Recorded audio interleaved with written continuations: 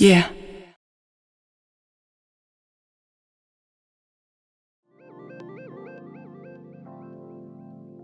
Gesto palec nahoru v muslimském prostředí velmi neslušné. Levá ruka považována za špinavou. Je zakázáno ji používat k činnostem mimo WC.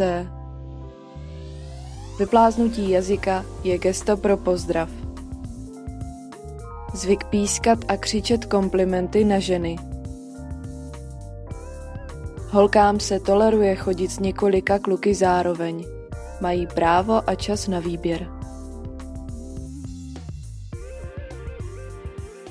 Je neslušné na veřejnosti projevovat emoce mezi mužem a ženou. Je normální hledat si nevěstu přes inzeráty v časopisech.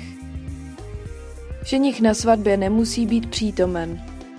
S nevěstou nesou meč, symbol mužské síly a cti.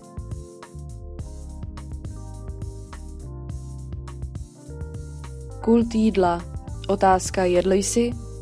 Může být ekvivalentem jak se máš.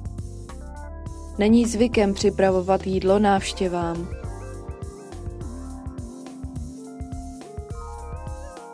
Neslušné rozčesávat vlasy na veřejnosti.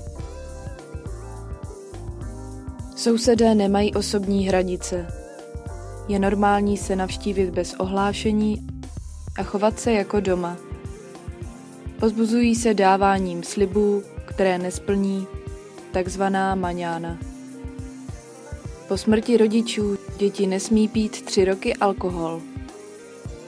Před odjezdem například na dovolenou rodina připravená na cestu sedí a několik sekund mlčí.